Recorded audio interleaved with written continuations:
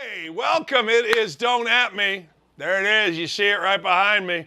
What a night last night in college hoops. By the way, we've got a monster for you today. Chris Holtmann is going to join us off of a big win yesterday. Big second half for Ohio State. I mean, a huge second half. Allison Williams, we're going to solve all the world's problems. The world still, to this day, owes Allison Williams a apology for the way the Twitter world treated Allison Williams. And before I get into college basketball, I got to ask you, because this tweet keeps growing. Like, why is it? What is it about Joey Burrow that makes all of you not able to criticize Joey frickin' Burrow? Explain this to me, will you please? Like, Joey Burrow, it was sent out yesterday by my boy KC Hudson. We're over 500,000 impressions on a simple tweet. And as soon as you see Joey Burrow and criticism, you lose your minds. I don't get it. I'm sorry. I don't get it. Joey Burrow should be criticized for his performance. Get rid of the damn ball. I digress. But it is kind of funny. I do kind of like it. I think it's great that Joey Burrow is above criticism at this stage. Now, let me tell you something. A few years ago, Patrick Mahomes was above criticism, was he not? Now you're talking about, is Eric Bieniemy going to be there? What's going to happen? Is Holmes, is the window closed? See, here in Indianapolis, we are starting to think this way. We had over a decade with Peyton Manning. We had a hell of a 6-7 year run with Andrew Luck. Put those all together, and you got one Super Bowl. And that ain't enough all of a sudden. We will turn on you. We will. Particularly when we exalt you, as we are Joey Burrow right now, and rightfully so. But you can criticize Joey Burrow. My friend KC Hudson criticized Joey Burrow. He didn't criticize him. He just asked why there isn't more criticism. And I'll tell you something else.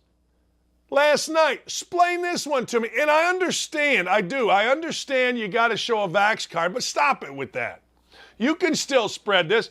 My boy KC Hudson last night, 100,000 people without masks at the Super Bowl in California, but less than 17 with masks on, 17,000 with masks on in Bloomington, Indiana last night. We got 100,000. We got 60,000 in Indy. Slobs when Lucas Oil fills up. I mean, we got people everywhere in Indy sitting next to each other at Lucas Oil, yelling and screaming about the Colts. Carson Wentz, you suck. Nobody has to wear a mask. But in Bloomington, Indiana, last night, 17,000 people have to wear a mask. Which is the science, is all I ask. My boy at KC Hudson 34 has become a mensch. He's become a mensch. It is. I mean, it's, hey. Well, somebody, I'm going to ask Allison Williams about that. I'm not going to ask Chris Holtmann. He's going to join us in a few. But I got to ask about that. Explain it to me. 17,000 last night in Assembly Hall. All right, last night. Hey, Coach K. Coach K, this is, man, when I did not watch Coach K get sick live last night, but when I saw he didn't come out for the second half and I was watching, I thought to myself, what happened here, right? And if you watch Coach K on the bench, that dude was sick. Like, that dude was sick and dizzy. Let me ask you a question. I don't know, have we now gone to where you don't have to get off the bench immediately when you have symptoms? I mean, where are we in the science of Coach K last night? And look, I don't really care. I just hope he's okay. But where are we in the science of all of this, right? We're all supposed to be into the science of this. The science says this. The science says that. Okay, well, where is it? What do we got? I'm waiting. But last night, if you saw this, Duke, Mark Williams with a great tip dunk. I mean, fantastic. He came from the left, he got it in the right, and he dunked it in, and Duke survived Wake Forest. And I got to tell you, Steve Forbes and the crew at Wake Forest, man, pretty good. I mean, really good. And then, what other sport can the number 4 team in the nation lose on a random Tuesday night by double digits? And I mean get crushed. Like Tennessee crushed Kentucky. The Big Blue Nation's got to wake up today and be sad. The Big Blue Nation hangs on every single game and shot. Everything that Kentucky does, the Big Blue Nation is there, win, lose, or draw. And when they lose or draw, they crush you. Kentucky got their ass beat last night. I mean, they got their ass handed to them last night by a Tennessee team that did this. Now, I want you to understand this. When you are in the middle of conference season in college basketball, you know what happens? You get your ass beat some nights. Some nights you wake up, you walk over to the gym, you get ready to play, you think you're ready to play, the other team's got 20,000 in there, and it ain't happening. Saw it last night with the Cats. Saw it last night, and it was early, it was often, it was 14 at half, and Kentucky is now just another team. Or are they? When you got Duke winning at the buzzer and Kentucky getting their brains beat out and Indiana shitting the bed at the end, you know what you have? You got a hell of a night of college basketball. I got to salute the Tennessee fans. Like, I get it. When Kentucky comes into the house, people show up, both from Kentucky to Tennessee and Tennessee fans. The price of the ticket goes skyward. But man, hey, that was lively. That was energetic. The team played to it. That was a bunch of fun last night. It really was, watching the crowd and Rick Barnes' team. I'm a Kentucky fan. I like Calipari. I've worked Calipari's camps and all that good stuff. But I got to tell you, man, last night they were not winning.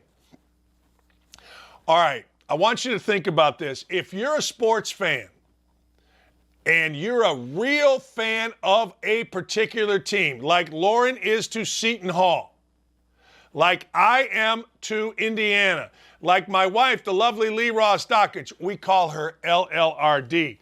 LLRD loves the Cuse, man. She didn't go to the Cuse, but Boeheim was awesome at the Cuse. You know what I mean? I mean, when she was the softball coach at the Cuse, and she was rolling, winning Big East championships, and Boeheim was getting it done, Boeheim would just come and sit in her office. Boeheim is the James Dean of college basketball. But anyway, you love your team. All right? Here's the deal with your team. It is hard to win. So what you want your team to do is 2 things. 1, stay healthy. Stay the hell healthy. Edwards, the center for Syracuse, not healthy. That's not great. The second thing you want is stay together. Your team must stay together to get through times like this. What are times like this? Look, it's the dog days of the season. It's the middle of the March, and teams that aren't at the top of their league, particularly in a league like the Big Ten, where at a school like Indiana, where expectations are so high and the pressure every day to perform is there. I've lived it, man. I lived it in an era where the pressure was 1/10. The pressure was from students because you had to walk on that campus after a loss. Now the pressure is from social media. So what does stay together mean? Stay together means we can't violate curfew. We can't have suspensions. We cannot have distractions. Can't have them. So last week, Indiana gets 5 guys suspended for a curfew violation at Northwestern. All right. They come back. Here's the deal with that. When you get, and it can be your team, my team, anybody's team, when you get guys suspended, that tells you a couple of things. 1, they don't trust the rules of the coach. 2, they don't have total buy-in to the program. 3, they're not there for their teammates. They're there for their own deal. Okay, so Indiana has 5 guys suspended last week. When does that show up? I don't care if it's Indiana. I don't care if it's Purdue. I don't care if it's Seton Hall. I don't care if it's Ohio State. It doesn't matter. That shows up in the last 5 to 10 minutes of the ball game. Look, everybody comes out to play hard. Everybody is going to pay attention early to the scouting report, but at the end of the game, it's players, not plays. So Indiana folds up shop against Michigan State, comes back at home last night, and this could be any team. I'm using Indiana because they're the most recent, but Indiana folds up shop. Indiana comes back. Hey, they're playing okay. 5-point lead against Wisconsin, 3.5 minutes to go. Players, not plays. I'm going to keep saying it. So at the end of the game, Wisconsin makes an adjustment. They double the post. They make Xavier Johnson and Trey Galloway for Indiana shoot. Both can't shoot. Both shoot bricks. Next thing you know, Wisconsin wins the game. Indiana somewhat falls apart. Wisconsin's got veteran guards. They stay together. Players, not plays. Remember that if you're coaching Little League. Remember that if you're coaching college. Remember that if you're coaching the NBA. Remember that if you're coaching football. I got that from a legendary professional football coach.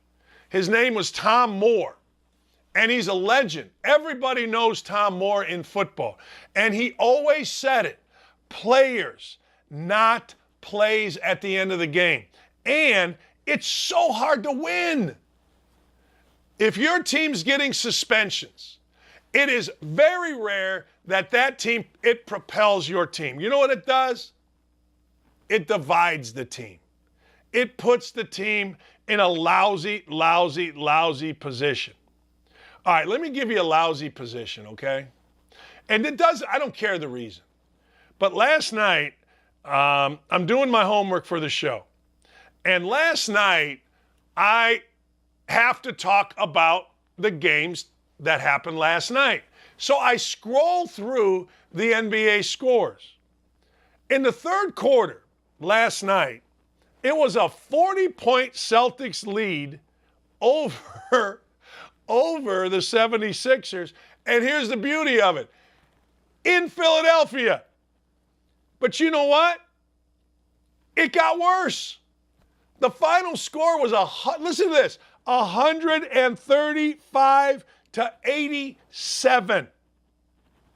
135 to 87. Now, listen to these numbers. Jaylen Brown plus 32. Plus 34 for Jason Tatum. Embiid played. Harris played. Honest to God, listen to these negatives. Tobias Harris last night, when he was on the court, think about this. When Tobias Harris was on the court, his team lost by 40.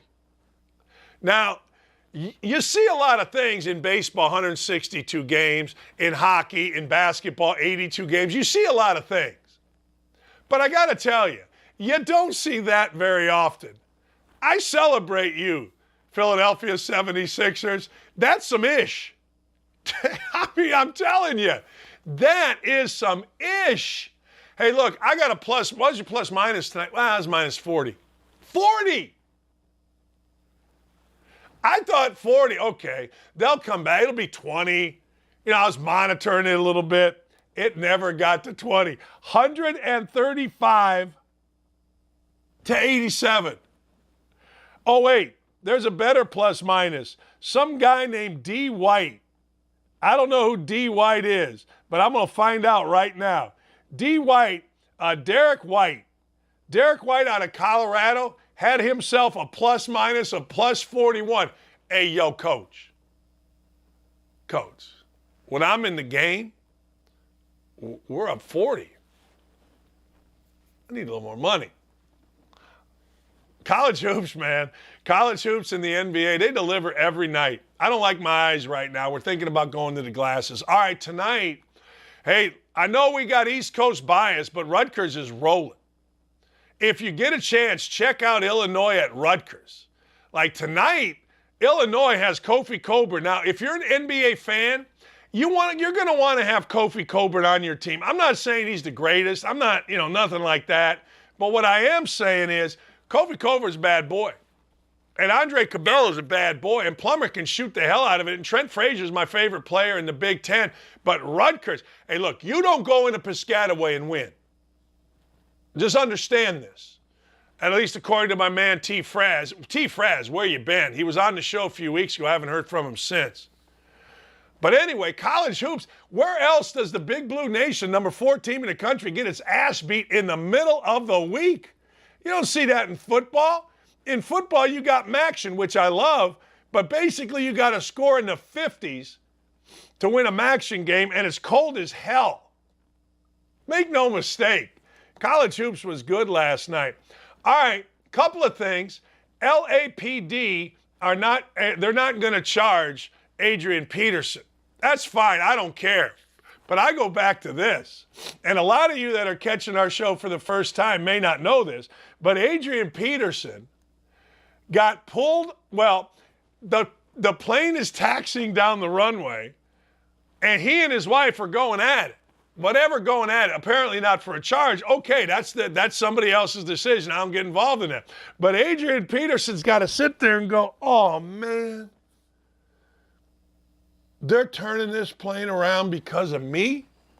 That's got to be the worst. If you are a rational human being. Now, if you're drunk or fine, you get on the plane with your boys and your hammer, and next thing you know, the plane's turning around and you don't even know what the hell it was. But hey, look, if that's what the district attorney or that's what the prosecutor in LA County wants, then fine. But I don't care, man. That's still got to be a ridiculous thing to experience if you're Adrian Peterson or his wife or one of the fellas that goes to Vegas, and next thing you know, the plane's turning around. Kyler Murray's not about that nonsense, people. I was going to get to this yesterday, didn't get to it. Bruce Pearl was too good. Everything was too good. Kyler Murray's not about that nonsense. That's like me saying, you know what? I'm all about a full head of hair. Look at this. It's a full head of hair. It's what it is. It's a full head of hair. I mean, you can say anything, right? You can say anything you want. You know what? I'm really a handsome man. Kyler Murray is about that nonsense. If you're not about that nonsense, then you know what you do? You don't worry about it. You don't sweep your Instagram. Maybe I talked about this yesterday. I can't remember. But I know this. You are about that nonsense if you are mad at your employer, and the way you handle it is, I'm taking everything off my Instagram. I'll show them. Because as a professional athlete, you're not in a bubble. You have agents. You have a team of social media folks. You have this. So you know what? You are about that nonsense. And you need to not be about that nonsense. If you're Kyler Murray, if you want to win a Super Bowl, I mean, let's go back just the last 2 Super Bowls. Matt Stafford, not about any nonsense. Matt Stafford's the kind of guy that helps his wife get through brain surgery. Tom Brady, I mean, come on. Tom Brady's a fun-loving guy, but he ain't about nonsense. He's about winning. You want to win a Super Bowl? You want to be the guy? You want to be the next big thing? Don't worry about your Instagram. Hire somebody. Get somebody hired to handle all that. Don't try to show people in silly, immature ways that you're mad at them. You're mad at them? Walk in the general manager's office, sit your ass down, have a conversation, and figure it out. What more do you want me to tell you? Seems like being a man isn't exactly what it used to be. I'm going to go clear my Instagram. That's right, you YouTubers. That's right, John Matthews, John Datsman, Boiler Fanatics, Sigsism. Where's El Presidente? He's out here. Yeah, he is. Ed B, Mike Chaplin, Jeff Weaver. Look, let's be honest.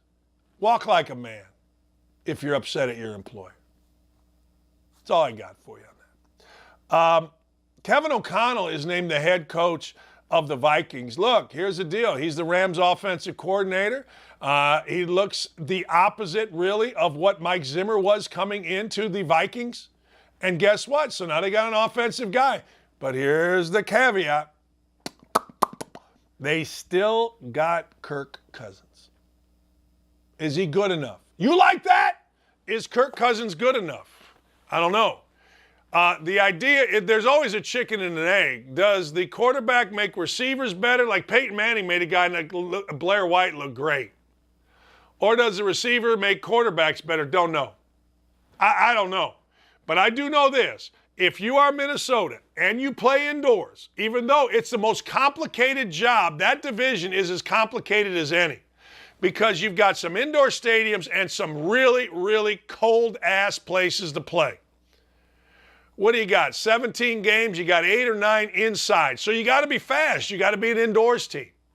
But you also got to go to Soldier Field. You also got to go to Green Bay.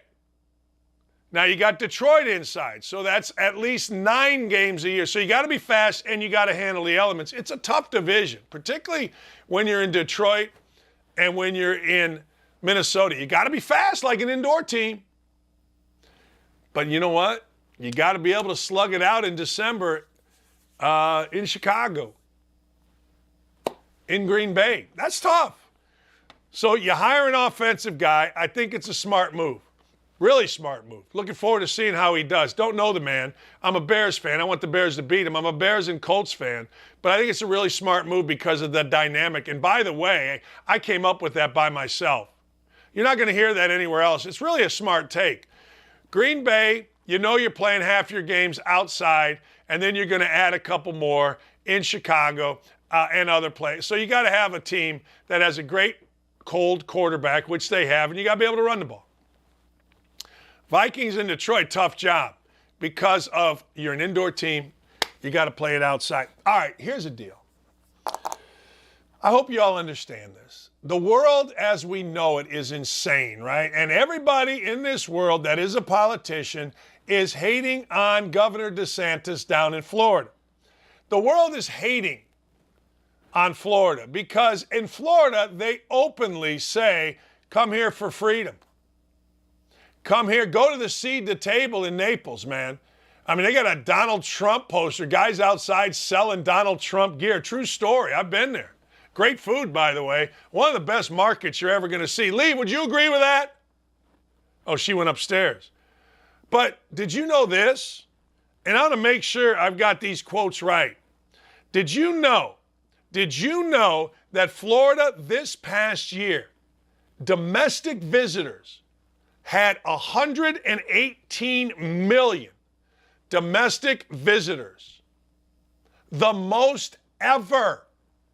Like, is it a function of, well, hate us, love us, but make damn sure you're talking about us? Do you understand what I'm saying there? Like, a lot of people get their publicity, get their fame from negative publicity, right? They get their fame from that. Florida, all I hear is, oh my God, it's horrible. AOC down there, Chris Cuomo down there. Hey, I don't know, but I know this. They had 118 visitors. Now, for a place that is so awful, you're not supposed to go. Pretty good number for Governor DeSantis. Here's what he said. Governor DeSantis, at Gov. Ron DeSantis, in 2021, nearly 118 million Americans visited Florida, the highest number of domestic travelers in the history of our state. Our fellow Americans know that in Florida, they can expect sunshine, great hospitality, and here's the caveat, freedom. Freedom. Now, I end this first segment kind of the way I started it. Will somebody please, I don't care where, explain the science to me of 60,000 people indoors without vaccine cards and no masks at Lucas Oil Stadium watching the Colts against the Raiders about a month ago, maybe a little more, 5 weeks ago, And down 45 minutes in Bloomington, Indiana, 17,000. Actually, I think there was less than that last night. Every single person has to wear a mask. I get that counties do it different. I get it. I do. I get it. Bloomington is an incredibly liberal. It's a college town. That's the way. I love the town. I lived there for 16 years. Love it. Great spot, great food, great people. Love it. But explain to me the science of it, will you? I'm on Twitter. You watching? I'm on YouTube. Explain to me the science of that. Explain to me the science of 60,000 people at Lucas Oil Stadium, downtown Indy, and then literally, without mask, eating, drinking, talking, slobbing, whatever, cheering, and literally a mile down the road, south, down Meridian Street, or I think it's Meridian, Manual High School, everybody has to wear a mask. Everybody has to stay 6 to 8 feet away. Will you please explain that to me? And when you go in the teacher's lounge, ain't nobody wearing a mask.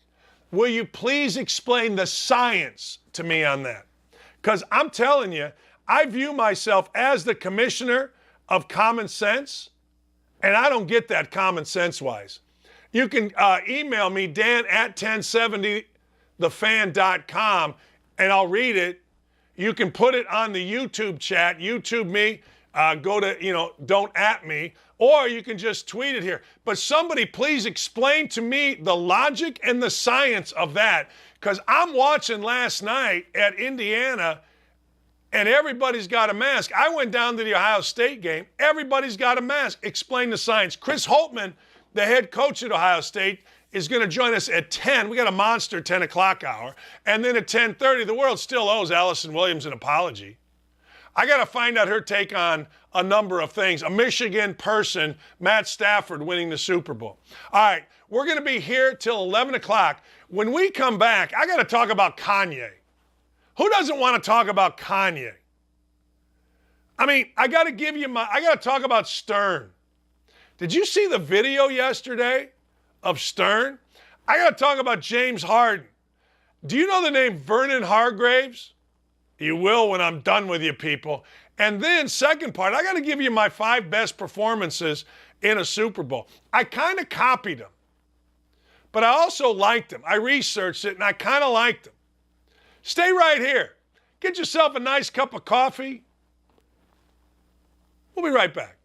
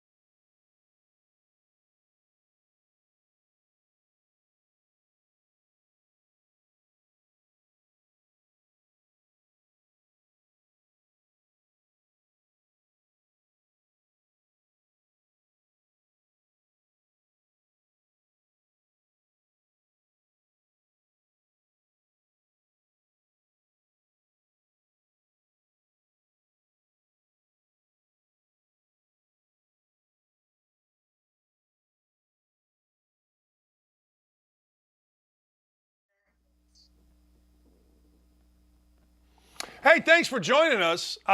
Much appreciated. Every week we give out the Don't At Me Awards. Now, couple of things with the Don't At Me Awards. Number one, I just make them up. And number two, they're not always about sports because, well, frankly, I don't want to talk about just sports. So, Kanye West, have you seen this? Like, look, I know when I ask somebody and I say, hey, man, what do you think is going on with Kanye West and Kim Kardashian? Many people tune it out. But honest to God, you're talking about two of the biggest celebrities in the world.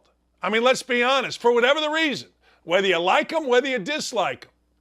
Kanye West did something that I'm urging none of you to do. This is a problem in our society.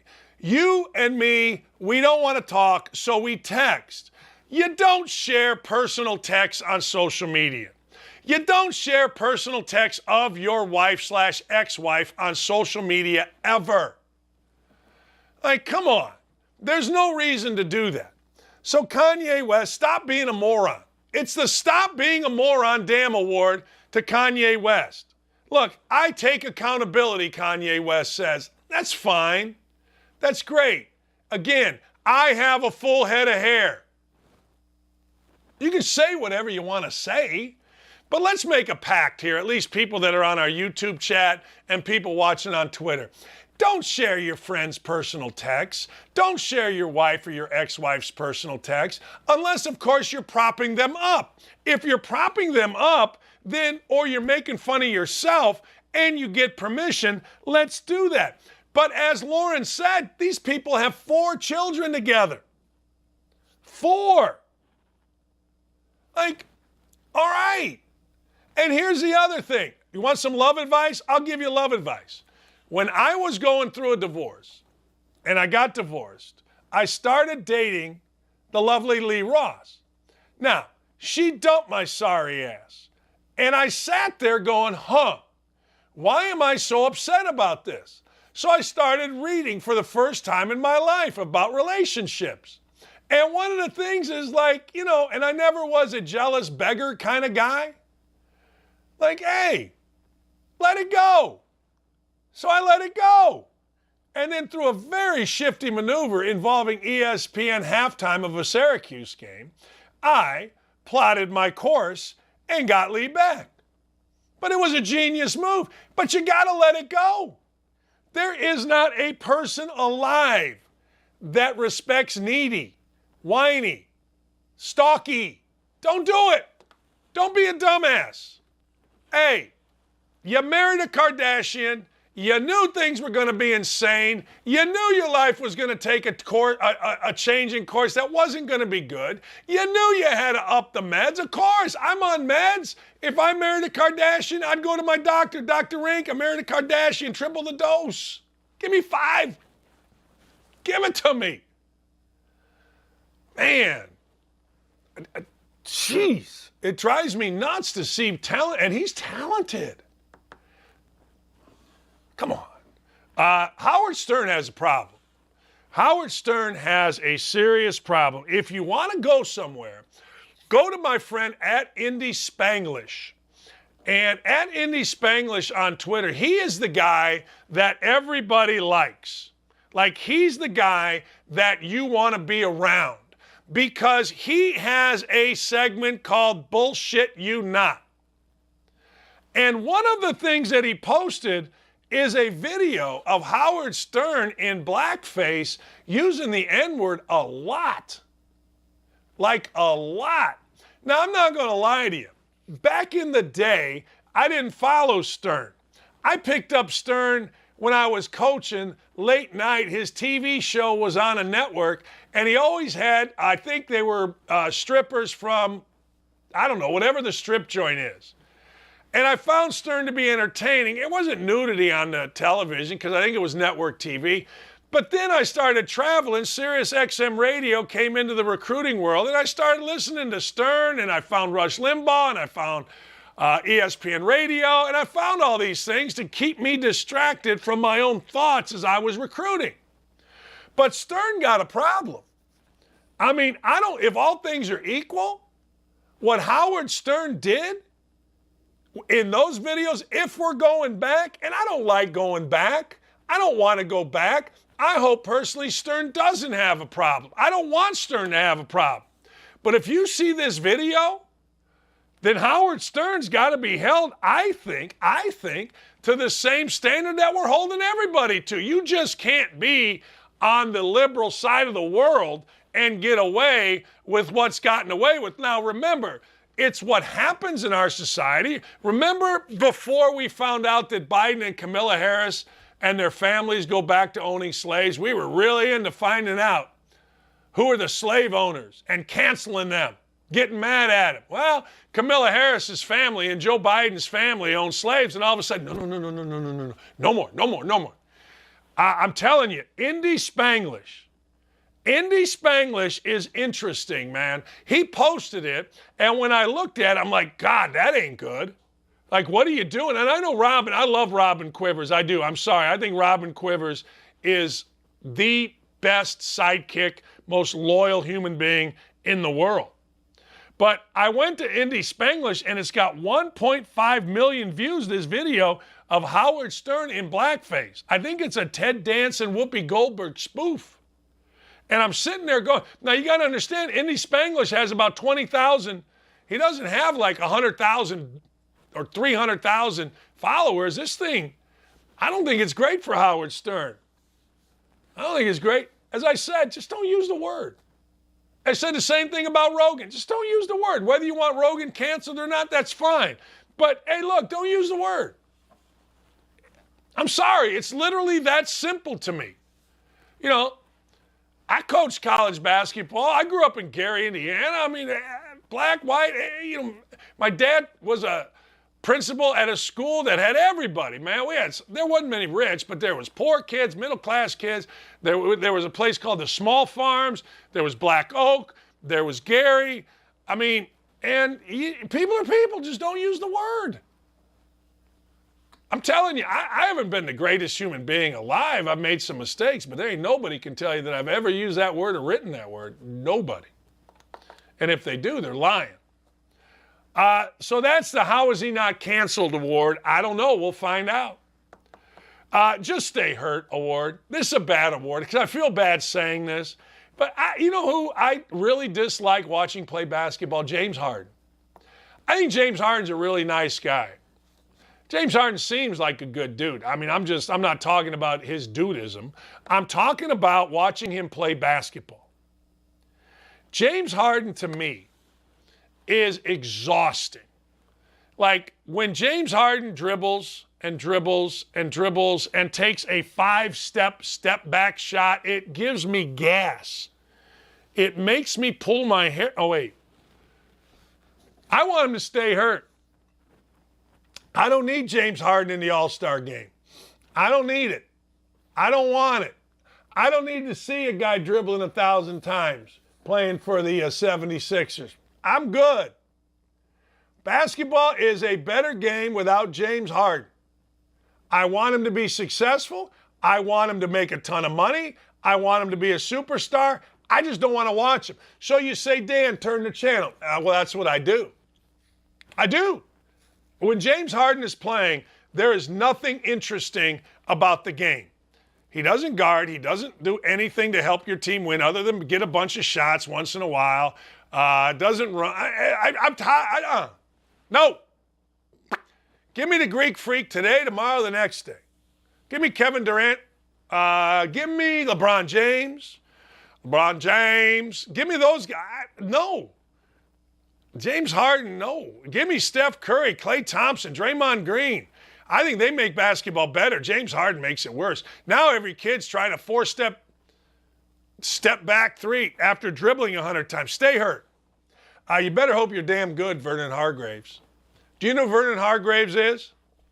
Do you see the guy for the Bengals in street clothes after the interception running onto the field, giving a 15-yard penalty? Vernon Hargreaves. Vernon Hargreaves is pretty good. But you better hope you are better than the problem you caused, or else we are going to see Vernon Hargreaves within the next 2 weeks. Mark my words. If they don't think Vernon Hargreaves can play in Cincinnati, he's the guy that ran on the field. I actually waited a day or two to talk about this because I wanted to see if they cut him. Now, I haven't seen where they cut him. If you have, feel free, email me, Dan at 1070thefan.com. I'll check the emails. But I have not seen where he has been cut. You better be damn good if you're Vernon Hargreaves. It's like anything else. Your performance better outperform your problems. Because if they don't, you got a serious problem. And your ass is going to get cut. Period. The Super Bowl was this week. And I got to tell you, I am totally fascinated by this conversation. And I wonder if you are too. All right. Here's the new conversation. Are you ready for it? Matthew Stafford is a Pro Bowler. Okay. Matthew Stafford, Saturday. Was he a Pro Bowler? I don't know. Matthew Stafford is now a Pro Bowler. And hey, look, I'm all right with it. I understand. Here's the deal. We got to get everybody with recency bias in a Pro Bowl, all-time great, greatest I've ever seen, you name it. So it got me thinking. It did. It got me thinking. Who are the 5 best performances ever in the Super Bowl? I'm going to give you one that I don't think made my list. It actually might be number 1, but it's not sexy. Do you remember when Phil Simms went 22 of 25 for 270 and 3 touchdowns? I mean, to me, that was unbelievable. He's got 2 still standing Super Bowl records. 1, 88% completion rate. 2, 150.9 quarterback rating. Yeah. I don't know why I don't have that number 1. My number 5 is Aaron Rodgers. Now, Aaron Rodgers, the reason that I think Aaron Rodgers has to be on this list, even though his numbers aren't as good, and I'll tell you about that in a minute, 24-39, 304 yards, 3 touchdowns. And I got this from the Sporting News, so thank you to them. But here's why Rodgers' performance was really good. You know what he did? He did it against a team that was the best defense in the NFL. Most sacks, top-rated scoring defense. Troy Polamalu was a Defensive Player of the Year. You know what I mean? I mean, it's one of those deals, man, it's one of those deals where you got to come up big as a quarterback. You can't kinda, sorta, maybe. And if you remember that game, now again, it is Rodgers' only Super Bowl appearance. If you remember that game, he was dominant because going into that game, I'll never forget this, all people talked about was the greatness. I mean, the greatness that was the Pittsburgh Steelers defense. It's pretty good. I'm going to go this next one because, frankly, I thought it was just, I remember it. I remember he was the focal point, and he is Troy Aikman. Troy Aikman in Super Bowl 27, his numbers 22 of 30, 273 yards, 4 touchdowns. Now, look, when you throw for 4 touchdowns, all right, in the Super Bowl, against a team that's a veteran Super Bowl team in the Bills, kind of tough made, I got respect for it. And here's the other reason that I'm putting Troy Aikman in here. If you remember how Troy Aikman and the regime in Dallas started, it started 1-15. And next thing you know, they make the Herschel Walker trade, and they get pieces, and now they're going. And now it's Aikman and Smith and Irvin. So they got guys. Well, I got to tell you, Aikman threw 2 to Michael Irvin in this game. He threw 4 total. I'm reading up on this, and I'm like, you know, I remember that too. I thought that was a great performance. Tom Brady. Now, here's the problem with Tom Brady. Tom Brady, again, I wanted this show to be sexy, so you got to play the hits, right? What Super Bowl? Super Bowl 49, 7 years ago. They went up against the Legion of Boom, Tom Brady did. Tom Brady went up against what people were saying at the time was the best defense since the 85 Bears, in the same discussion as the Steel Curtain. Well, Tom Brady's team won. They scored 28 points. Tom Brady threw for 328 yards. Now remember, this is Richard Sherman. This is Cam Chancellor. This is Earl Thomas. This is a team that ranked first in least yards allowed. This is a team that ranked first in scoring defense. And Brady, and this is what I love, and this is why my next guy's in there too, Steve Young, with all the pressure in the world against his defense, lit him up. I like it. Number 2, Super Bowl 28. I don't know if you remember this, but Steve Young was a backup to Joe Montana. And Steve Young had all of the pressure of following a legend. I want you to think for a second how hard it is to follow a legend. I live in Indiana. Now I'm talking about a true legend.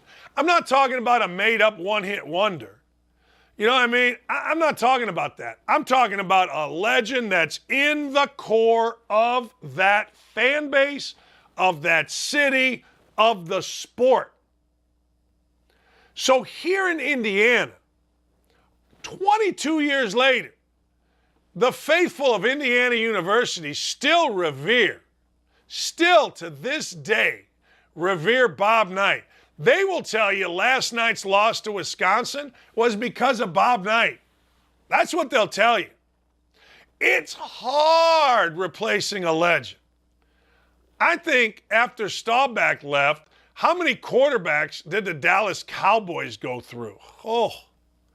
Until Josh Allen came in, how many quarterbacks did the Buffalo Bills go through? Oh. So Steve Young replaces a guy that not only is a great multiple Super Bowl winning quarterback in Joe Montana, but he is, I think, the personification of California cool. Laid back, married the model wife, beautiful. The whole deal, Joe Montana, right? He got it all. Joe Montana's so cool that he is older than me, and he's still the spokesman for like all kind of stuff, including Guinness beer and Notre Dame football. But Steve Young walks into this, right? So Steve Young decides, all right, I'm just going to go a sassy little, listen to this, 24 of 36 for 325. That's great numbers. But my man throws 4, not 1, not 2, not 3, not 4, not 5, 6. 6 touchdowns. Jerry Rice caught a touchdown. 3 plays in. They end up winning, the Chargers do, 49-26. The 49ers do. They kicked the living hell out of a very overmatched Chargers team. But you know what? You jump out of a legend's shadow, all of a sudden, man, the world opens up to you. And that's what it did for Steve Young. I mean, Steve Young came out of BYU. He went to Canada. He played in USFL. I mean, the dude, I don't know if he went to Canada. He went to the USFL. And I got to tell you, man, that's the second best performance. You know who was first? Joe Montana. Joe Montana, I'm giving it to him. I remember this in Super Bowl 29 like it was my job, 27 years ago. 27 years ago, Joe Montana went off. 22 of 29, not 1, not 2, not 3, not 4, 5 touchdown passes.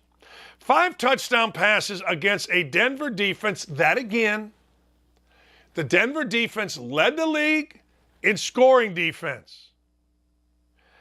Joe Montana had a 147 point something quarterback rating.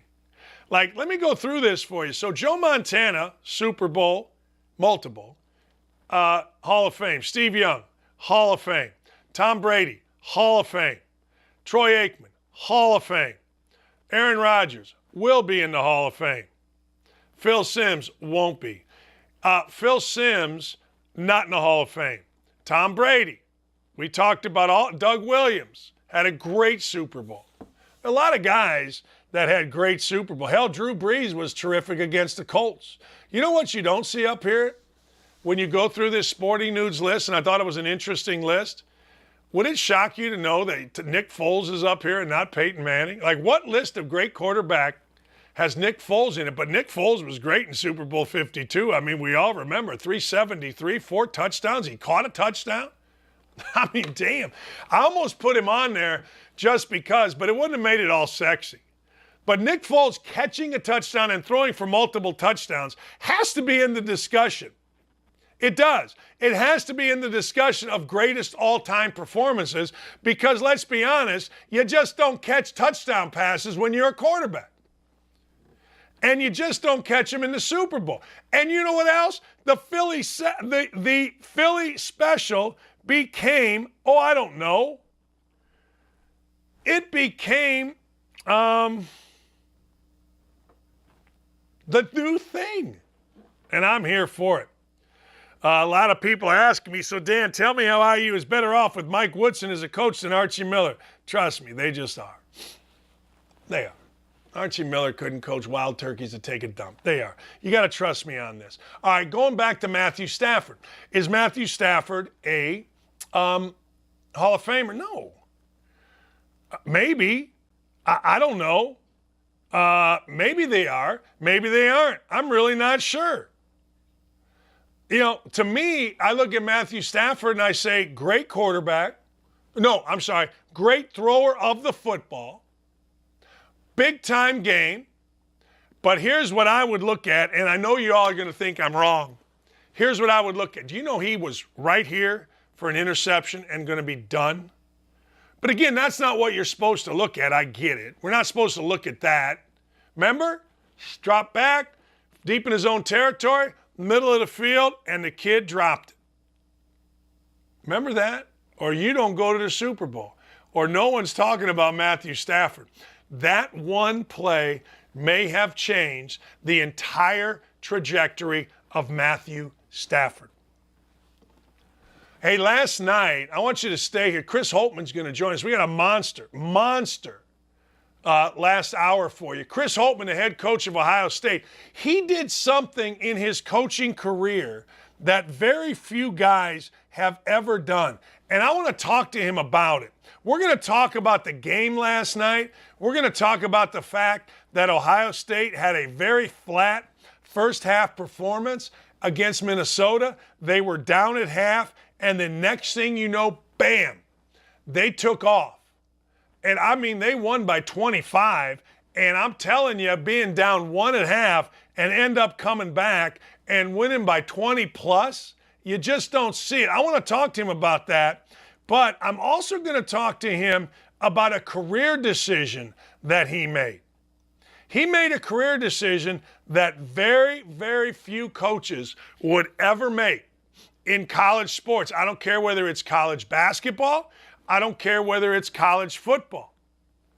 He went from being a head coach and a successful one to go be an assistant coach, and not at Duke, not at Indiana, not at North Carolina, not at Kansas, not at Michigan State, not at UCLA, but at Butler.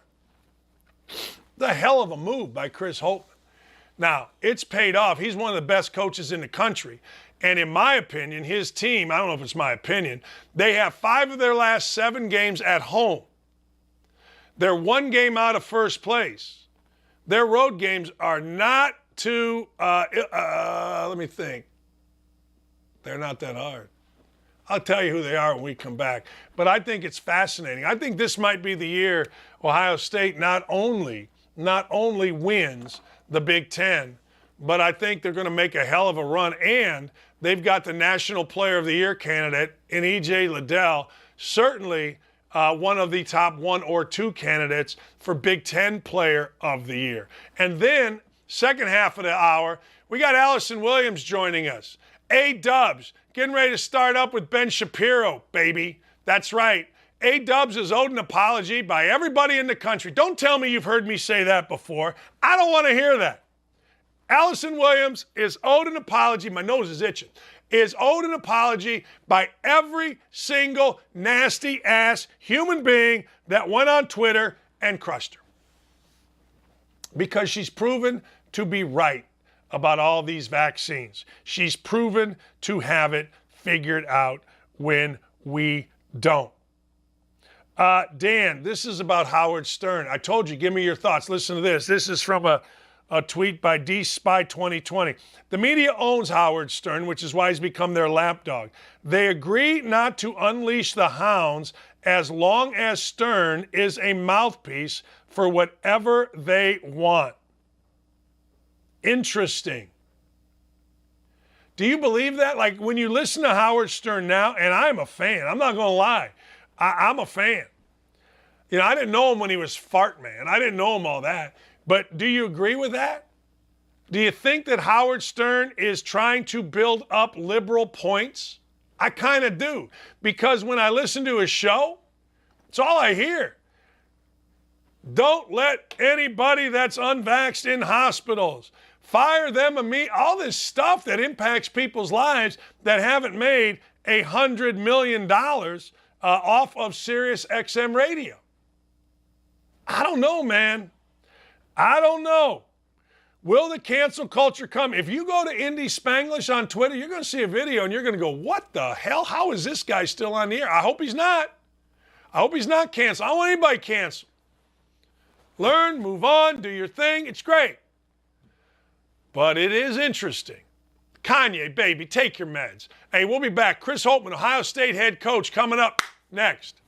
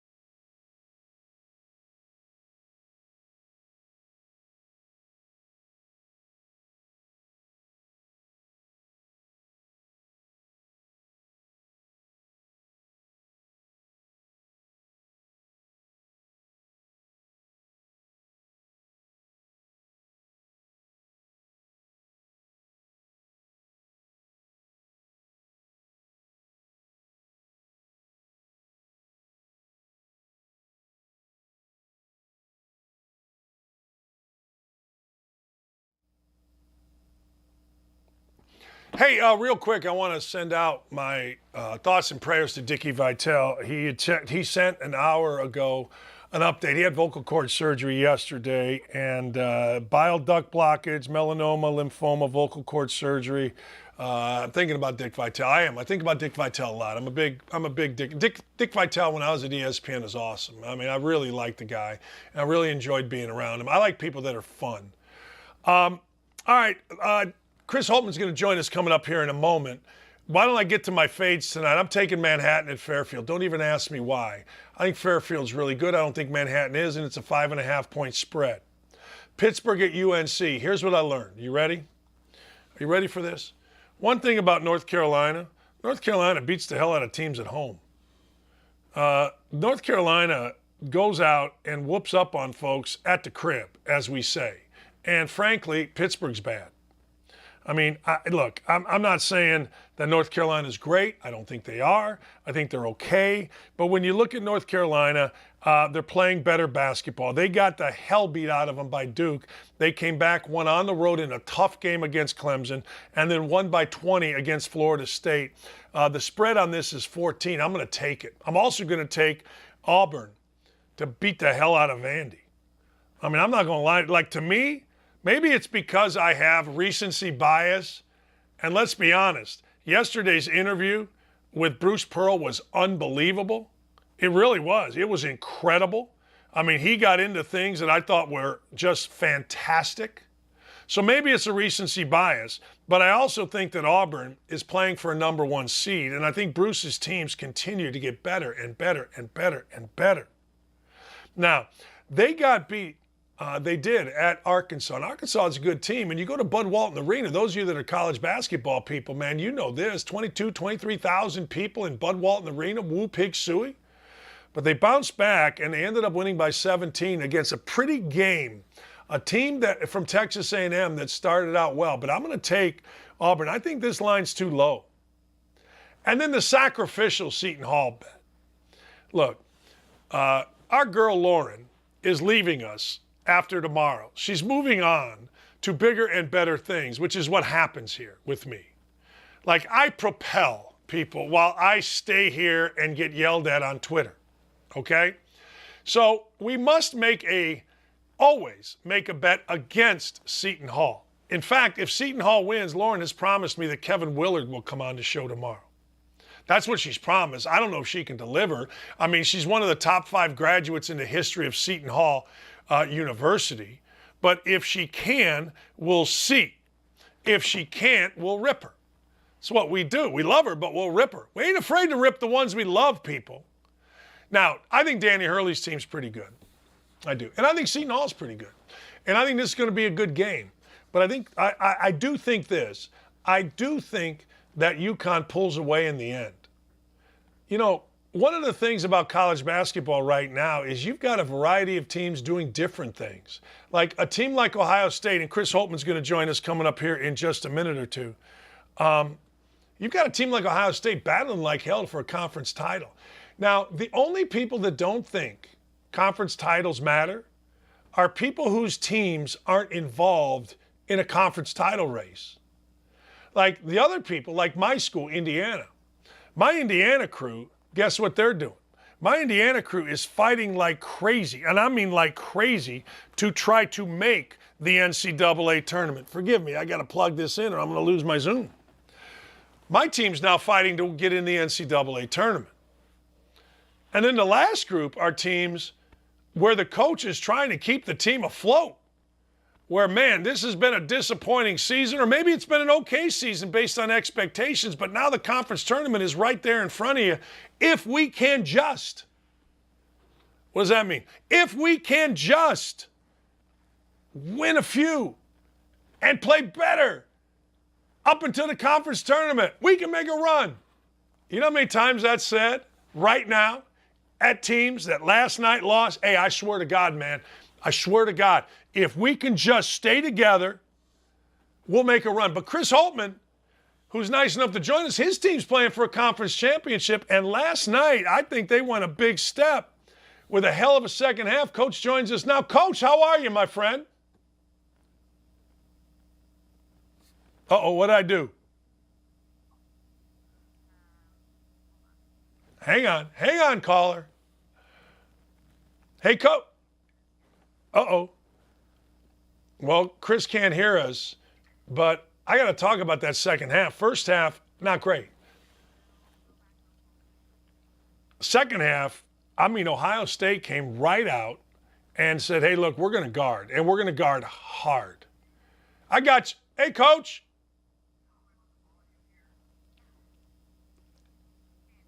Hey, Coach, can you hear me? Hey, Coach. 70-54 or 70-45 was the win last night for Ohio State. Hey, and I'm going to keep talking. They were down at halftime, and what Ohio State did was they just pretty much decided, look, we're going to come out, we're going to throw the ball inside, and we're going to beat the living hell. It was 25-23 at halftime, and you're sitting there going, man, that was a flat half. Ohio State, I wanted Chris on the show, so I want Ohio State to win and win big. And next thing you know, listen to this, 47-20. Hey, Coach, how are you? Hey, man, I'm good. This is just two guys that are, technology savvy getting together. Hey, I'm watching last night, a flat first half. People always assume that coaches lose their mind in the locker room at halftime. I don't know whether you did or you didn't. What was halftime like? Because you guys played lights out second half. Dan, I think if you know how it is. You've watched and covered and coached and played enough college basketball to understand how games work in league play when you're playing a team the second time around. I think that we played them a month ago. We beat them at their place. They made some adjustments. It took us a little bit to figure some things out. They were really playing off a couple guys, and we had some careless possessions offensively. But no, I was not. People who have been in it get it. League plays hard. It's hard to beat a team twice. I watched this team, Minnesota, go to Wisconsin at the Kohl Center and have a chance to win it in the last minute. I also watched them play a very good Iowa team. You know how good Wisconsin is, well into the second half. So I think as much as anything, we had to make a couple adjustments in terms of how we were attacking them offensively. And then we had to make a few shots. I thought you came out and guarded, and I thought to start the half, maybe I'm wrong about this, but you went inside out to start the second half, and I thought it made a big difference. It was big for us. I think we did make a concerted effort. You know how zones are. Zones have a way of kind of stagnating you and keeping the ball from touching the paint. That's kind of what their intended purpose is. And we had to be more intentional and decisive in both our post catches and our post passers getting the ball where it needed to get to, bottom line. Coach, I want to go to your journey, man. I mean, people may not know this, but not very many guys are head coaches, win Coach of the Year, take a Gardner-Webb team to their first postseason in a hell of a long time. And you leave there and you go to Butler. Why? What happened, or why did you make that career choice? I tell you, it was a difficult, really hard decision because you're sitting there with an athletic director who took a chance on you when I was an assistant at Ohio, and you're saying, okay, I'm going to leave this guy after we've got real momentum. He brought me in and said it was going to be a massive rebuild, and it was that. But in year 3, we really gained traction. Had a 20-win season for the first time in a number of years, and went to a postseason for the first time since they had been Division I. So I think the challenge was Butler was just, at that time joining the Big East. And I just felt like, for me as a coach with where I wanted to get to, I felt like my path might be better served going and providing some help to a first-time head coach in Brandon Miller at the time. So it was a really difficult decision. I mean, those days when you go in and you talk to your team, they're brutal days. And, fortunately, it was Gardner-Webb, so it wasn't like there was a ton of speculation or social media. I had time to go talk to my team, sit in front of them, share the news with them first. sometimes you don't have a chance to do that nowadays with all the job speculation that comes about. But that was a hard conversation. It was a path I wasn't sure was going to work out, but I'm blessed kind of where it's taken me. Yeah, because let's just round it off. There's 350 Division I jobs, and every assistant wants to get one of those jobs, right? Every guy that's an alum at every school. I mean, the pool to be a head coach is not just be an assistant at a certain place, particularly now, right? I mean, the coaching has changed a bit, but that's a hell of a risky move for a guy that's already a head coach and a successful one. Yeah, it was. There's no question. I polled about 10 guys and actually about 5 to 7 guys. I can't remember if you and I had talked about that, because obviously our relationship had dated well back into years. But I asked some guys, and it was really heavily weighted towards staying and not leaving. And I just, I think I've always been a little bit of a risk taker in terms in my life, in terms of some of my career choices. I haven't been afraid of taking chances. And, I felt like at the time that was certainly, I prayed about it, but I felt like it was the right move. Really, the Big East move, or the Butler move to the Big East, was huge. Brad and I talked about a job after they went to their second Final Four, and I almost went then. But it was after our first year at Gardner-Webb, and I just said, I never approached my AD about it. I just said, hey, I can't do it to my AD. The job's in the same place it was. It's just a little bit better than when I got here at Gardner-Webb. Like, I can't do that. I have to get it at least to a better place where I can feel like a release to leave. Yeah, because, the way I live my life is basically people can bitch, whine, and moan at me all they want, but as long as I can look myself in the mirror, and that was a part of it, right? You had done a much better job for that school than had been done in a long time, so there was comfort in leaving, right? Is that what you're saying? Absolutely, and I had a phenomenal AD, Dan, a guy named Chuck Birch, who, you get those ADs that live in those small towns and small Division I's, but he was a phenomenal AD. He came in and he said, hey, if you feel I do not want to lose you, we'll do everything we can to keep you. But if you feel like this is the right move for you and your family, let's talk about it. And, he and I are close to this day. So, when you have people like that, in some ways it makes you want to stay even more. So it kind of almost worked in his favor. I was like, right. Man, I don't know if I want to leave this dude right now. Like, he's an unbelievable boss. Right. He cares about me first and foremost. Why do I want to leave that? But it worked out. When you go to Butler and you're with Brandon Miller, and Brandon Miller, it's one of the most amazing stories in a modern world where the Butler coach, and I'm being literal here, to the media, he just disappeared. And all of a sudden you go work for a guy and he disappears. At least, you may know more, and I don't want to get into Brandon's deal, but all of a sudden you make this move and the head coach that you're working for is gone. How was that for you and your family? Well, it was a trying time for sure. And first and foremost, it was a friend going through a difficult kind of health issue. And you're thinking, okay, how can I support him and his family? I think what we really benefited with that team is the quality of people that Brad and his staff had recruited in previous years, who had a resilient enough approach that they could respond to losing their coach in a really unfortunate way in an unfortunate time, because it was right before the season started. And, we had guys like Roosevelt Jones and, Cam Woods and Alex Barlow and Kellen Dunham, who were just phenomenal guys. Roosevelt's coaching now in college. He's going to be a tremendous coach. So is Cam Woods. So is Alex. So they're just tremendous people that helped us. We finished second in the Big East that first year, and they were the reason for it. Yeah, but did you know when Brandon had finally left?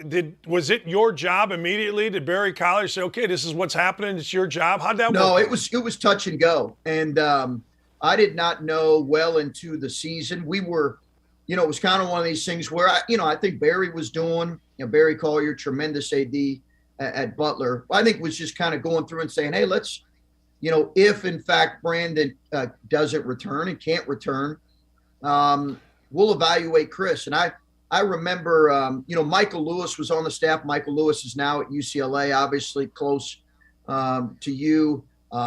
Terry Johnson, they were phenomenal during the whole process.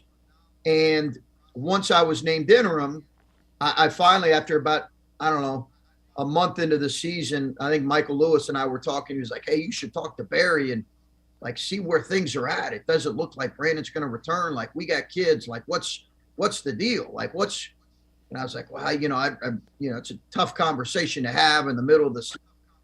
I don't know if I really want to do that, Mike. So I remember going out, we had lunch, and Barry was great. He was honest.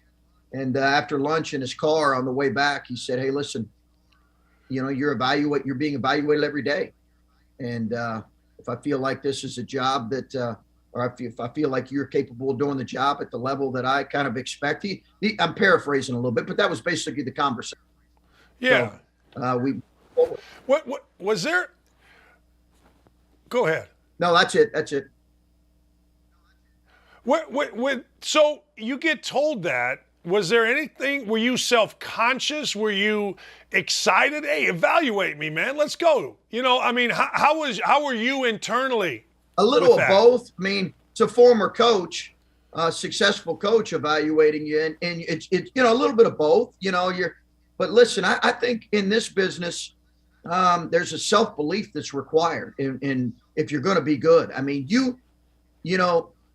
we know how it is. You can be a punching bag, kind of a defenseless punching bag as college coaches. You get it, from you can get it from all areas. And I think there's got to be a self-belief and a self-confidence in what you're doing. And I think there was that for sure, Dan, but there's no question there was moments where you're saying, well, this is the Big East. We finished second to last in the Big East the prior year.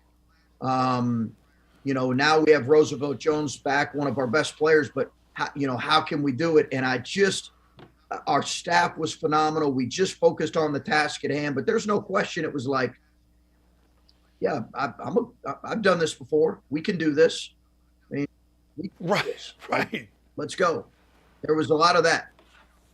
At what point did Barry say, hey, look, it's yours? After the St. John's win on the road in December, believe it was late December or right around the turn of the new year.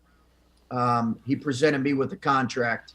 And we beat North Carolina, who was ranked top 5 in the country in the battle for Atlantis.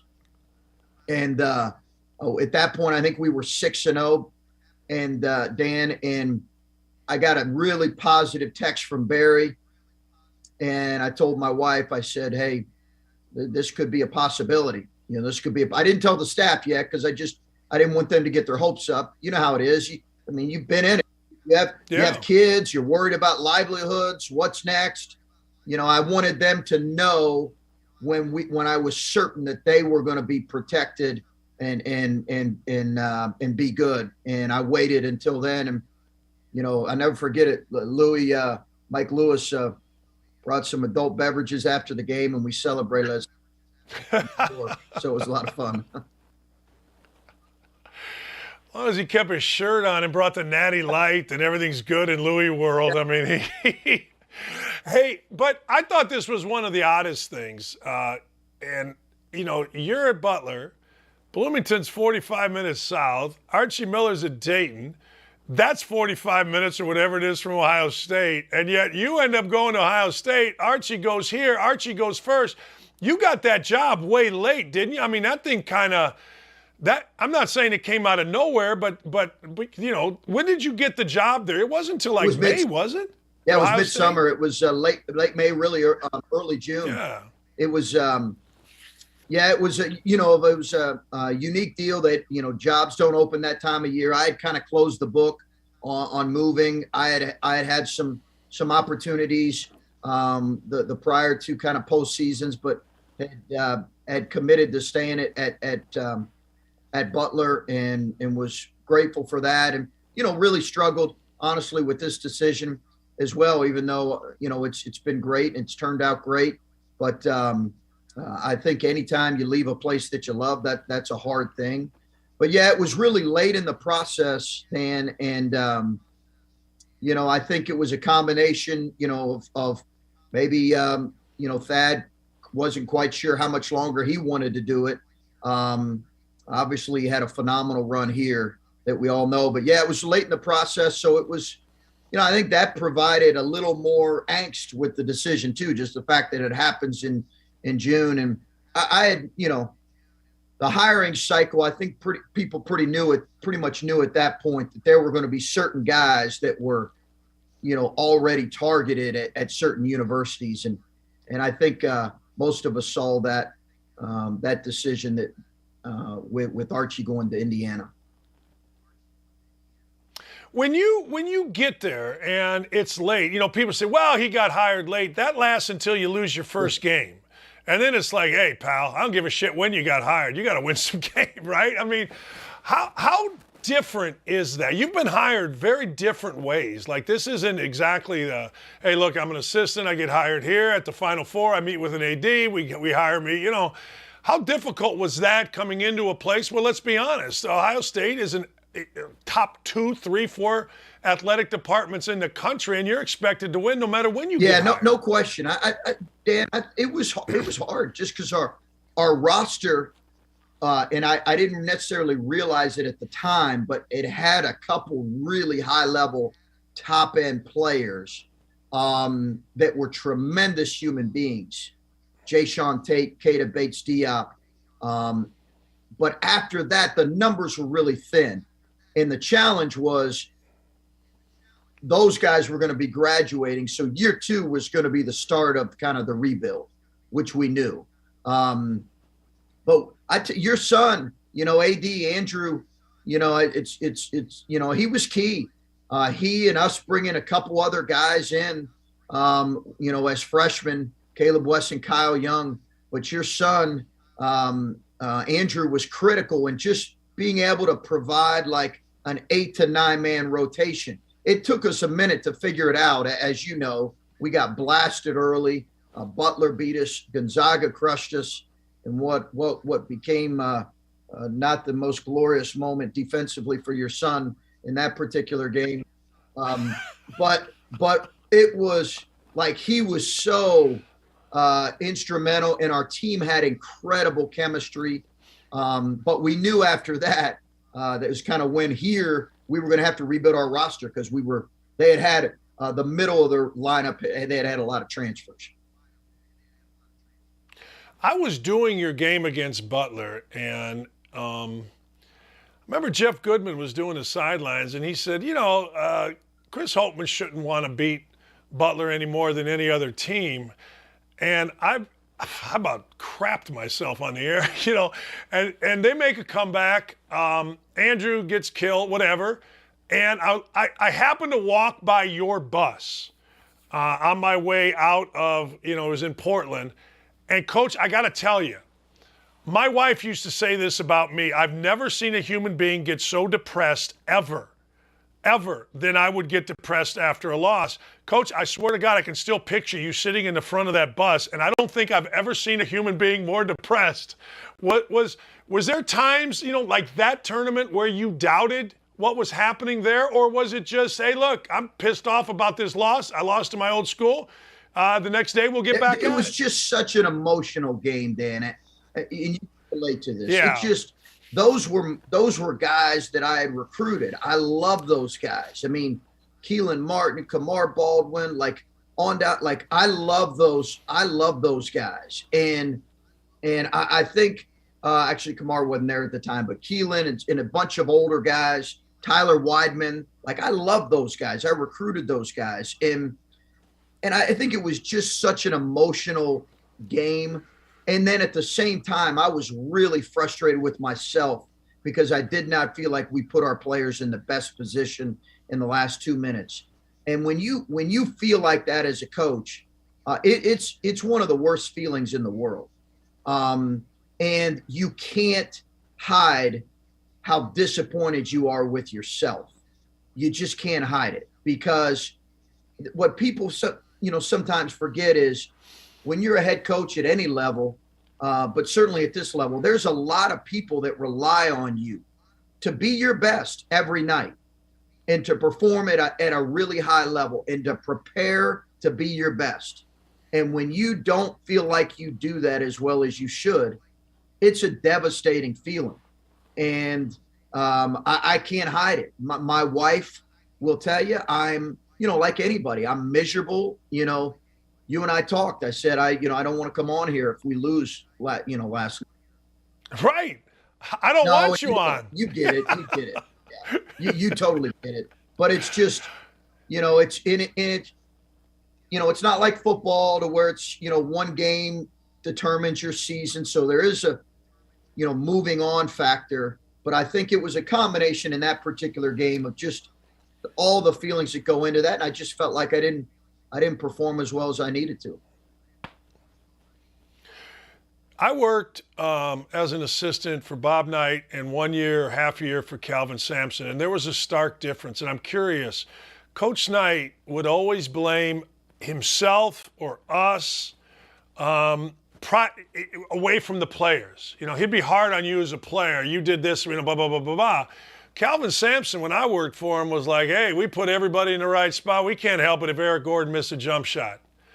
Are you more, it sounds like you're more towards blaming yourself on a loss as opposed to saying, hey, we did everything we could with our players. They just didn't execute. I think publicly I'll do that. But I also, I think there's real accountability that players have to take in privately in locker room. But I've got to lead the way with that, Dan. And I'm not just doing it to do it. I don't think you do it as a coach just to, kind of have a false humility. I think when you err, you need to admit it to your team, and that provides an example for that vulnerability allows your best players to say, I screwed up. Like I wasn't my best tonight, and I got to be better. And I think there's an authenticity required as a head coach, I think, in those moments, and then it allows other people to do it. But I think there's ownership that your best players and your captains have to have right now. It becomes their team. And when they don't perform at the highest level, they need to own it. And just like we do as coaches. And I'm fortunate that I've got a leadership group here of players. Kyle Young's he's not afraid of saying, hey, I screwed up. EJ Liddell's not afraid of saying I screwed up. I got to be better. And I think that's what makes those guys, great kids. Hey, how good is your team? It's interesting, Dan, because we expected we were going to have two of our top 8. We haven't had them the whole season, and Seth Towns and Justice, our second returning leading scorer. I don't know if and when Justice will be back, but we've really played well in stretches. We have really played well in stretches, and EJ Liddell's been phenomenal. But Jamari Wheeler's provided a great lift for us. Kyle Young's given us really good minutes, but a lot of our bench guys have been good at various times. We have a couple freshmen who performed at really high levels. So I think we're still learning. We'll learn a lot more in this really challenging closing stretch. I know that, but, through however many games it's been, I think we're 16-6 right now. I think we've had some really quality wins and played really well. Before I let you go, I do want to talk about EJ Liddell. I'm watching him last night, and it was interesting. He did get 11 shots. He had the most on the team. He scored 16, got 10 rebounds. But the thing that I noticed about him last night was he plays ego-free.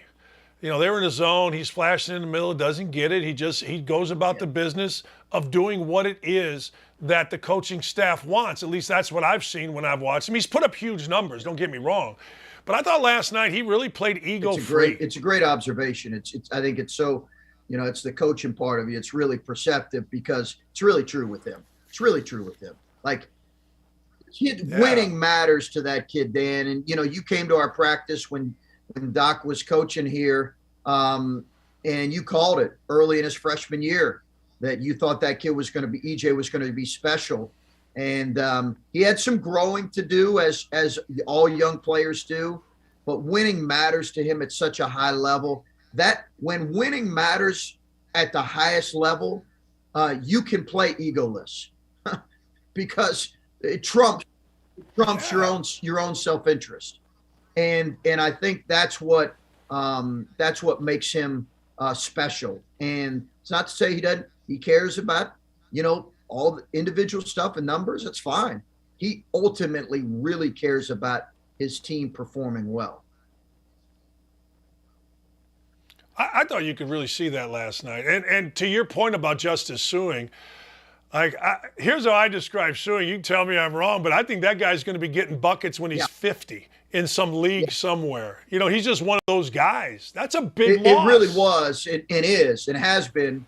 And we went into the whole offseason planning as if he was going to play. Listen, season-ending injuries happen. A lot of good teams have had season-ending injuries. I'm not saying his is season-ending, but he hasn't played but one game this year, our opener. Yeah, it was significant, but our guys have responded. We've been able to find a way to get contributions from various guys. Some of our young guys, our sophomore class has really stepped up and played well at times. But again, we'll learn more here. I mean, you've seen us in some good moments and you've seen us in some not so good moments, and hopefully we can be consistent with those good moments throughout the rest of the year.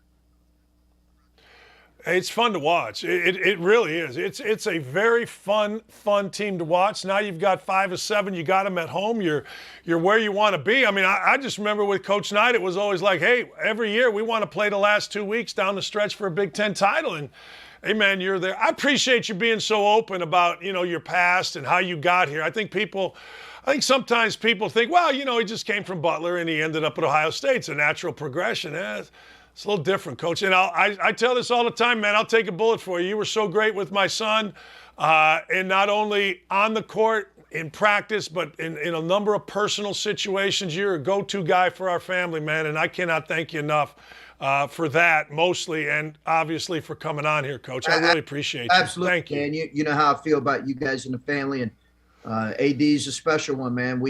I know they took one on the chin last night, but he's a special one, and I think he's got a really bright future in this business. So great being on with you. All the best. I got the text last night. Coaching sucks, Dad. I'm like, really? Appreciate you, Coach. Hey, he's the best. I'm telling you, I love the guy. I don't take a bullet for everyone, but I'll take one for that guy. That guy did so much for my family and my son. You always want to think that your kid did so much for somebody else or you've done so much. That guy, Chris Holtmann, did so much for my family and my son. I could never repay him. That entire staff. When my son went from Michigan and he ended up at Ohio State as a fifth-year transfer for Chris, and he mentioned Terry Johnson, Ryan Pete, all these guys, man, were just freaking awesome. They went 15-3 in the league, and just the best experience. Both in Michigan, too, don't get me wrong. But, man, Beeline and his staff, great. And Chris Holtmann and his staff, great. All right, we're waiting on A-Dubs. We might have a kid issue. I don't know. We'll see if we come back with Allison Williams. You still owe her an apology.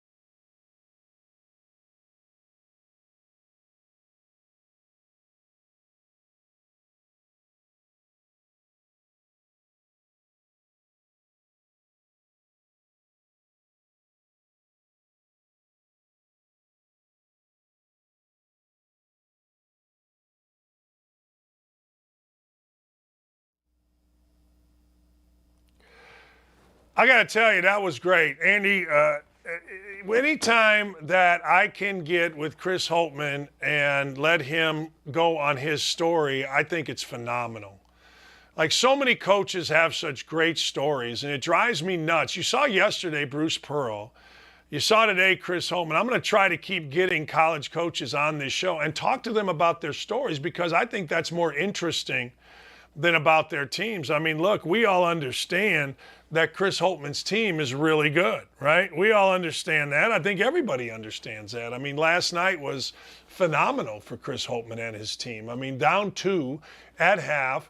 You know, when you're down 2 in the Big Ten at half at home, the crowd kind of, you know what I mean? The crowd gets a little bit sexy against you. And they came out, and I got to tell you, they just absolutely blitzed them. And it was over at the end of the game. It was over with probably 15 minutes to go in the game. That was phenomenal. It really was. And I applaud Chris Holtmann, and I applaud his staff. Minnesota's building their program, but great for Chris Holtmann to come on here, and I really appreciate it. As always, man. I mean, it's great. All right. Couple of things I wanted to get into with Allison Williams, but she cannot make it today because she has a situation with her family. So let's talk about what I was going to talk anyway. Let me ask you a question. We're on Twitter here. I got Twitter going. I got Dylan tweeting his brains out. Yesterday, we talked about my friend Casey Hudson putting out a tweet about Joe Burrow. Let me ask you a question. Is Joe Burrow thought of higher or not quite as high as before the Super Bowl? Now, here's why I say that. Because the truth of the matter is, when you are Joe Burrow, you right now are at the top of the cool mountain. Like, you're it, right? You're the Gazda. You're wearing the clothes, you got the chain, you got the team in the damn Super Bowl, you got a performance, the game before, everybody loves you, you got Joe Namath making up things. I mean, you are the absolute freaking Gazda. The man. Well, let me ask you this question. Did he play well enough that he doesn't deserve this type criticism? And here is the criticism. This is on my Twitter page. I don't know if you can see it, but this is on here. All right? This is a text that I got from my friend Kevin Custer. He texted me this. I put it in a tweet. Why no criticism of Joe Burrow? He throws for 190 yards, no touchdowns, if the BS offensive face mask gets called back. You know, the touchdown to Trey Higgins, whatever the hell his name is. 7 sacks, 37 QBR, nary a harsh word from the media. Mayfield Wentz would be getting absolutely crushed today, just saying. All right. Now, the response is, woo, off the charts both ways. It is a text or a tweet that in sending it out has over 300,000 interactions. 300,000's a lot. All right? So, my question to you becomes very, very simple. Do you think of him in the same way? Well, a lot of times when a guy loses a Super Bowl, we hate on him, and I never understood it. Like, all of a sudden, Marv Levy can't coach because he went to 4 Super Bowls. Bud Grant is somehow a lesser coach because he took the Vikings to 3 Super Bowls. Jim Kelly, well, he's not an all-time great. He only went to 4 Super Bowls. What? Like, remember when McVay lost to Belichick? The easy narrative is, hey, look, I don't know. McVay got out-coached. Jared Goff can't lead you to a title. Jimmy G can't play. Do you know how many guys would like to get to a Super Bowl? Do you know how many guys have sat behind center or in the shotgun and never been to a Super Bowl? See, I don't think any less of Joey Burrow. I get what my buddy Kevin's saying, and he's not wrong. You're not going to see the angst. A lot of people are, though, but you're not going to see the national media angst. But I do think Joey Burrow escaped the Jimmy Garoppolo, Jared Goff. I do think the excuse is built in for Joey Burrow. Hey, look at his offensive line, but you know what? A lot of good quarterbacks recognize and get rid of the ball before they get sacked. A lot of great quarterbacks do this at the pre-snap. Now, I get it. Burrow's in his second year. I get it. What was Goff in? Was Goff like a 10-year veteran? Was Garoppolo? I mean, you guys act like Joey Burrow is untouchable, and maybe he is. Hell, maybe he is. But it's certainly a question that's worth asking. Did anybody blow the Super Bowl? Did either team screw it up? You know, you can make the argument you had the ball if you were the Bengals with a 4-point lead 3 different times and you didn't get anything done. You can make the argument that 2 plays really screwed up the Bengals. One was the Boyd drop. That screwed up. That wasn't great for the Bengals. And the other one, I think it was ridiculous. You got a chance for a field goal. You got a great chance for a field goal. And Joe Mixon's your running back. I get it, Pirine is, but you run Pirine. He gets stopped by Donald. And then on 4th down, I don't get this. Why are you dropping back? Why are you dropping back when you know you've got nothing? Why are you not going forward either on a slant, a whoop, or a hand? I mean, on 4th down. I told you this yesterday. As soon as Joey Burrow dropped back on 4th down, boom, over. 100% over. There was nothing going to happen good for them except Aaron Donald in the face. And that's what happened. Let me ask you a question. I talked about it a little earlier. Should Matthew Stafford be in the Hall of Fame based on that? Probably not. You know, there is still debate about Eli Manning. I think the debate is going away. And one of the reasons I think the debate about Eli Manning and his 2 Super Bowls going into the Hall of Fame is going away. Why it's going away? I think it's because he's so good with Peyton on TV. Make no mistake, people. He should be in the Hall of Fame regardless of TV. But when I see the media saying, well, I don't think Peyton Manning's a Hall of Fame, or Eli Manning's a Hall of Famer, I want to smack myself in the head twice. Boom, boom. I want to give myself a concussion. Matthew Stafford's got a Super Bowl. Matthew Stafford, Hall of Fame arm. I think Matthew Stafford needs an encore. I'm not saying he needs an encore as a Super Bowl champion. He just needs a great year.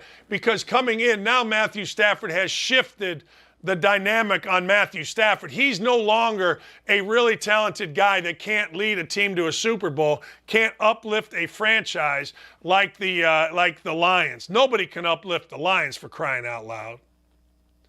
But he's now in the upper echelon of, man, he took on all this heat with the Rams, and look how he reacted to it. He reacted by getting the Rams to a Super Bowl and winning a Super Bowl. That's the upper echelon. But now you need an encore. You want to solidify it? Now you need an encore. Because if you have a bad year next year, and I don't see any way that he will, but if he does, you know what they're going to say. They're going to say, hey, guess what? It was a fluke. They had an all-star team. You dispel that by having a great year. I talked about this a little earlier. Will Howard Stern get canceled? I don't know. But if you go and you look at that video, and I understand it's different times, but isn't that what canceled is? Like, I got people on my ass because I used the word bitching. Quit bitching to 2 guys and a girl. I got people on my ass because I put a tweet in the wrong place. I got people on my ass because I said as a married man I wouldn't, quote, go at it in a pool with a woman I didn't know. I mean, I don't know. But I know this. Howard Stern in blackface doing a Ted Dancy, Whoopi Goldberg imitation or skit, dropping the N-word a minimum 4 times, that ain't great. And I don't think he'll get canceled, and frankly, I hope he doesn't. I've talked about it a lot today, but I don't know. Should Hillary Clinton be charged? Of course she should be charged. If what's being said is true and she and her campaign, under her direction, spied on Donald Trump, of course. I mean, look, I'm no prosecutor. My sister was a prosecutor. My brother was a prosecutor. But we can't let elected officials, no matter how powerful they are, how connected they are, how much on the right side of the media they are, just get away with doing whatever in the hell they want to do. I don't think anyway. Look, I always say this. I always say there's always a backstory.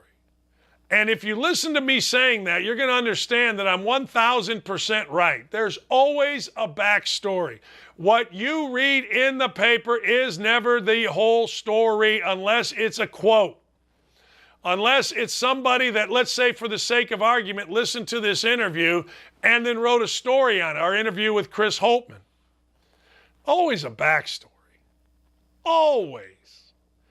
I think Hillary Clinton should.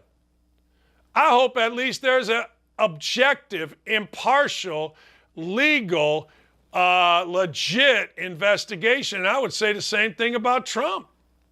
People keep investigating Trump, and then it turned, well, there was no this, there was no Russian collusion, there was no. Why aren't we as a society, whether you're Democrat, Republican, you've given the Clinton's campaign, why don't we as a society just use common sense and protect our society instead of protect our political party? Everybody's so quick to protect their political party. How about we protect the whole, the society in general, and say, no, you can't do these things. We're going to get an impartial group and investigate. And regardless of what the investigation shows, that's going to be how we go about the punishment or the non-punishment. Hey, if there's nothing there, great. Why do we not protect our own people? Why do we only protect our society? I consider my neighbor, who is a liberal, to be my own people. I consider my good friend Jason Benetti, very liberal, to be my own people. Bart Fox, they're my people. I'd take a bullet for them. I don't get it. I'll never get it. Again, I know, Dakich, you're a Trumper. I'm not a Trumper. I'm not a Clintoner. I'm not a nothing. I'm just a guy that pays attention and tries to live his life by looking in the mirror and tries to live his life with a little bit of freaking common sense. Common sense ain't so common, ladies and gentlemen. All right, I'm also a guy that is not afraid to be held accountable. My prop bets. I did take Stafford 2 interceptions, plus Burrow no interceptions. Oh, that's what happened in the game. I'm sorry. I took each quarterback. It was a Brett Musburger bet. Those of you that listen to my show on 107.5, you know my Brett Musburger bet. He came on the show and said every year he bets both quarterbacks to throw an interception.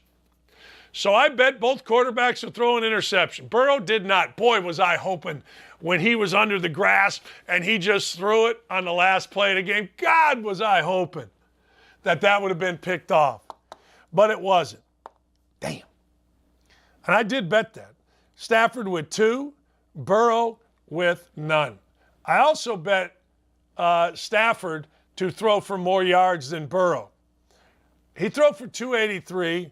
Burrow threw, I'm sorry, no. I bet that on another one. Stafford over 279.5. I hit that one. But here's the problem. You know what my best bet was? Did you bet this? I bet OBJ to score a touchdown. This is all one parlay. OBJ to score a touchdown, Rams win, and Stafford over 190 yards. If he completes the pass instead of the holding on Wilson, at last, but we hit it. OBJ, touchdown before he went out, which my toes were tapping. Rams win, 283. But I did hit on the other one. Joe Mixon had 72 rushing yards. I bet him over 62.5. I hit that one. That was a no-brainer. I had NFL guys telling me, Dan, they're going to have to run the ball. But when I saw Pirine keep going in there on third down, I'm like, geez, we only got one play per 3 for this guy to even get the ball, because one's going to be a pass, one's going to be Pirine on third down. But Joe Mixon looked pretty good. Should have had Joe Mixon in on the third down run. I don't give a damn what they had done all year. And then lastly, first drive, Rams result either team resulting in a field goal. I liked it because I thought both kickers were good. That would have paid off a pretty penny, $475. Rams got the ball. They punted. Got our ass kicked. But that's all right. We live to fight another day. I am accountable. My fades today, take Fairfield -5.5. Take North Carolina -14 against Pitt. Take Auburn -13.5 against Vandy at home, at Auburn. And I hate to do this, but I'm going to take UConn -5.5 against Seton Hall. Why? Because Lauren's a Seton Hall grad. She's only got one more day with us. I'm going to miss Lauren. So I got to bet against her. Why? Because I have a bitter heart. My heart is bitter. She's leaving me. I'm angry. No, I'm not. I'm really happy for her. She's moving into a great job. And she's going to end up like producing the worldwide news on ABC or producing, whatever, because she's awesome. Dylan, thanks for all the tweets today, man. If you missed and you're just joining the show right now, go back, take a listen. Our interview with Ohio State basketball coach Chris Holtmann, I thought was absolutely phenomenal. I got a lot of people telling me they miss having A-dubs. We'll get her again. But look, when her son gets up and her husband's on the road, you got to do what you got to do as a mom. I mean, hey, who doesn't understand that? I certainly understand that. Tomorrow, we're going to have another monster. We will wish Lauren goodbye tomorrow. We will have a college basketball coach. It's college basketball season, baby. I was hoping to get Mike Woodson on, but they got beat, and I'm not happy about that. Neither is he. Look, there's nowhere else you need to go all day. Outkick is the place. If you want to catch my act, I'm at 107.5 The Fan coming up in an hour and 5 minutes. We'll be talking about some of the same things. We'll also be talking to Seth Greenberg. And frankly, I'm going to rip into a lot of things that went on last night at the IU game and what the hell's going to happen with Carson Wentz. I'm so tired of people telling me what's going to happen about Carson Wentz. Nobody knows what's going to happen with Carson Wentz. Anyway, thanks to everybody behind the scenes. Thank you so much to Chris Holtmann for coming on. We will talk to you again tomorrow right here at Me, starring Lauren O'Connor. Have a great, great afternoon, everybody. Enjoy Carp's Corner. Enjoy the Bet Show. Enjoy Clay. Enjoy Outkick 360. And last thing is I'm rambling here to waste time to get it to at least close to the top of the hour. I think it's at 4:30. I will be on Outkick 360 this afternoon. I'll also jumping on at 6 o'clock with my man Mark Packer on his show on Sirius XM Channel 84. So today, ladies and gentlemen, it's Dan Dakich Day. Mwah! Enjoy. See you tomorrow.